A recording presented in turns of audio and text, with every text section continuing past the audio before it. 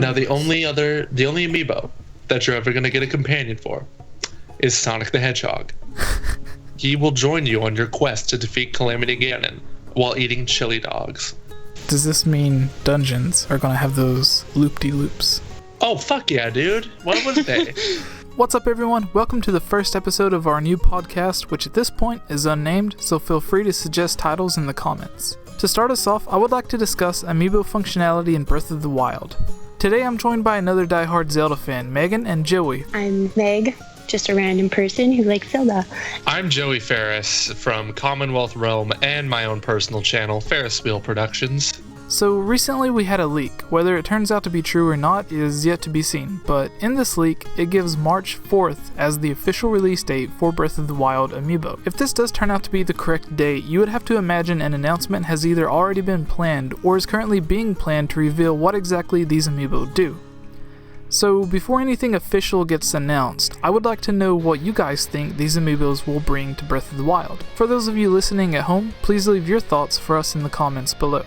So, really quickly, my thoughts on what the Amiibo should do. We've seen the 30th anniversary Amiibo during the last Nintendo Direct, and I think they said they would act the same as the previous Link Amiibo, so I don't expect anything too special from them. However, the 3 Amiibo they showed off at E3 are what I'm mostly curious about.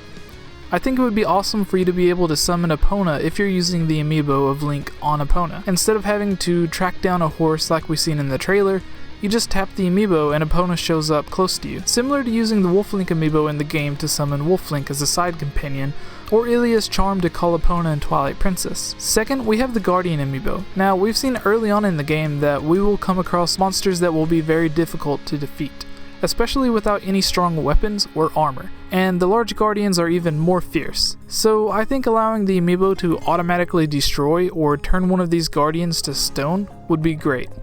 Have it like using the Amiibo in Twilight Princess to gain arrows or hearts. You can only use it once a day or something. This way, it doesn't make the game too easy and it can't be used as a cheat. Third, we have Link with the arrow. I'm not really sure what this could be used for. Maybe since arrows are so important in the game, it can be used to refill your arrows. But these are just my thoughts. Joey and Megan, what are your thoughts on this, and what do you see these Amiibo doing? Okay, so this is a tough question to answer because sometimes when Nintendo does things with most of the time when Nintendo does things with Amiibo, it's usually something not as big as we would hope. Like just in Twilight Princess, like you said, the Link Amiibos, they gave you hearts, they gave you arrows. Zelda Amiibo gave you hearts. Ganondorf made the game harder. I think we need to expect a little more. I would at least hope a little more from Breath of the Wild in this case. Now, I think probably what will happen with the Link and the arrow Amiibo is maybe we'll get special arrows from that Amiibo itself. Like, they didn't explain exactly how that time shift power with the arrows work in a sense, and even if you look at the Amiibo, it shows like the time shift, the blue energy. That's is it the blue? Why do we keep calling it time shift? Is it that, or is it? I think we should just call it Sheikah energy. Yeah, the Sheikah energy. Yeah, that's true. We've been calling it time shift for so long. That's kind of funny, but yeah, and I have a feeling it'll be like you'll get more of that energy.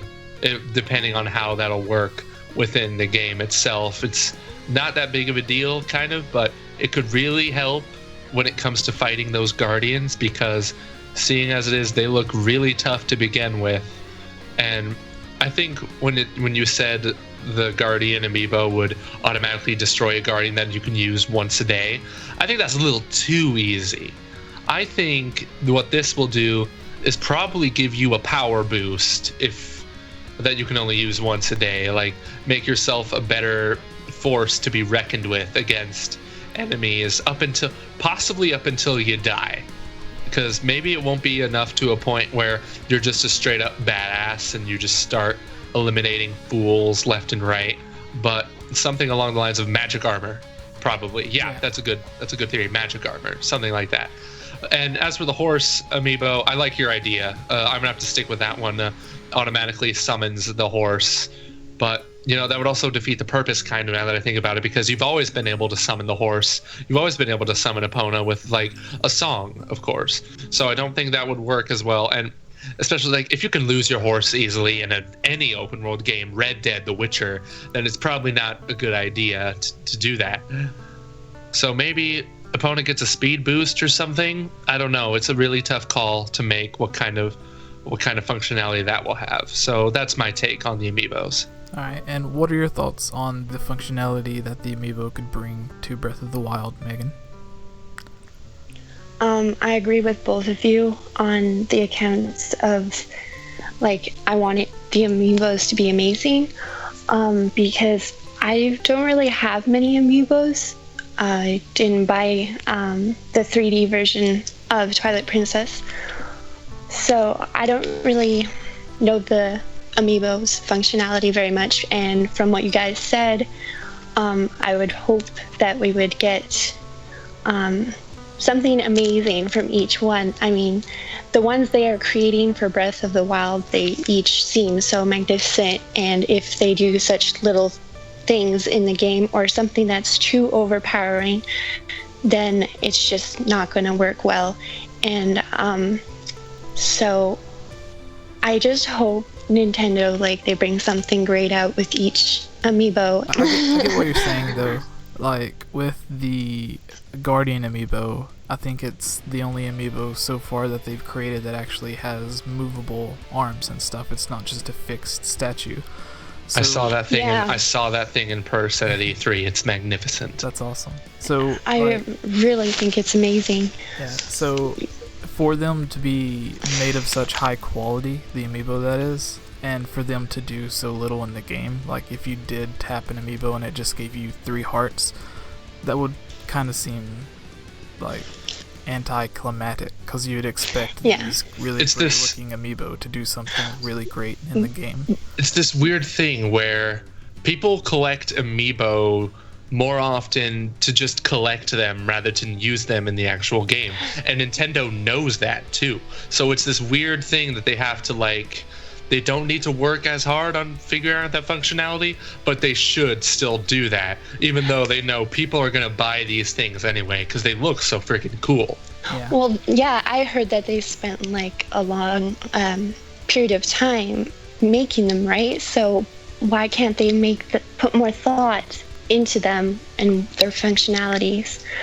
Exactly. Yeah. So I hope they do that in Breath of the Wild, because they put so much thought into the game in the first place, as we can see in the gameplay footage. So if they don't put lots of thought into the Amiibos, then it's kind of a disappointment. Yeah, and the thing is, when they were making Twilight Princess, obviously Twilight Princess already existed, so they weren't able to add much in terms of Amiibo functionality. But with Breath of the Wild, it's being developed around the same time that everyone started collecting these Amiibo, so they're able to actually build Amiibo functionality into the game as opposed to just adding it as an afterthought. So even something kind of ridiculous but would still be cool is, in the same way that you can summon Wolf Link to be a buddy, if you could summon one of the little mini guardians to be a buddy. That's true. I think that would be really great. Are there mini guardians? Inside the shrines, there are the tiny guardians. That makes sense. Yeah, I remember. So, like, if you could add one on your team to help you, like, chase down certain enemies, I think that would be a cool way. That way, you'd have a choice between having a wolf buddy or one of these Sheikah robot buddies. I never made it inside a shrine through either of my playthroughs. So, well, to be quite fair, they don't give you a whole lot of time to make it to a shrine in the first place, so it's kind of dumb, really. But yeah, those are for the big one. Those are for the big demos. Yeah, I was talking to my friend Nathan, who we talked about earlier, and he said that altogether at E3 he played a total of like 3 hours. Yes. So, like, I could just imagine, because, like, just the starting point in Breath of the Wild is so huge. If you just have like 5, 10, 15 minutes, you could go off in one direction and then wind up in a different area or in a different situation than someone that just took like the left direction or went Totally. instead of right. But now the only amiibo that you're ever gonna get a companion for is Sonic the Hedgehog. He will join you on your quest to defeat Calamity Ganon while eating chili dogs. He will give you chili dogs that will heal all of your health and then some. Do not doubt the hog. What are your thoughts on this, Megan? Oh, Do you love the Sonic? Are you a fan of the hog? I'm trying not to laugh. I'm like on mute laughing. I'm sorry, I do that to people. Wait. You're leaving out something important here. What? Does this mean dungeons are gonna have those loop-de-loops? Oh, fuck yeah, dude. What was they? Feel free to bleep out all my cuss words. I know YouTube has some bullshit policies now. Bleep. Honestly. Yeah, so anything you would like to add, Meg? Not really. I think it would be really cool to do the multiplayer like that, as you were saying. Yeah.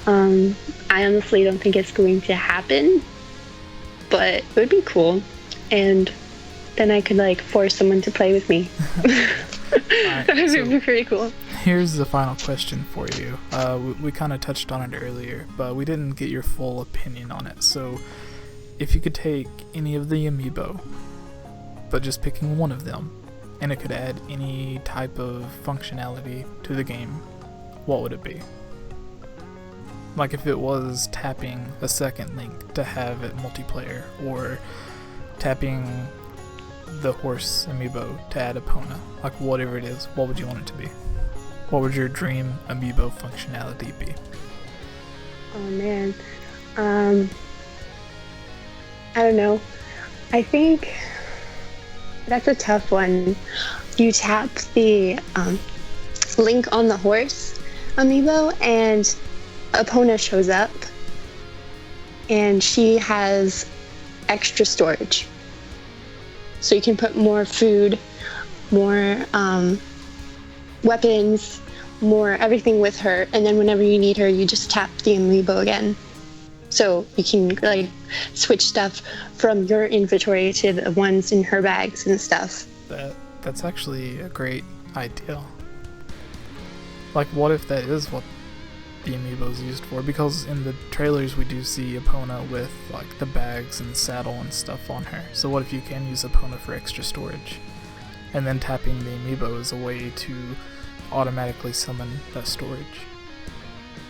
Yeah, and then like as soon as you're done, you can like use her to like go somewhere and you have your storage with you. And then let's say you go into a dungeon and then you come back out and you can't find her, she's gone. Then you just tap the amiibo again and she'll be there. That's actually genius.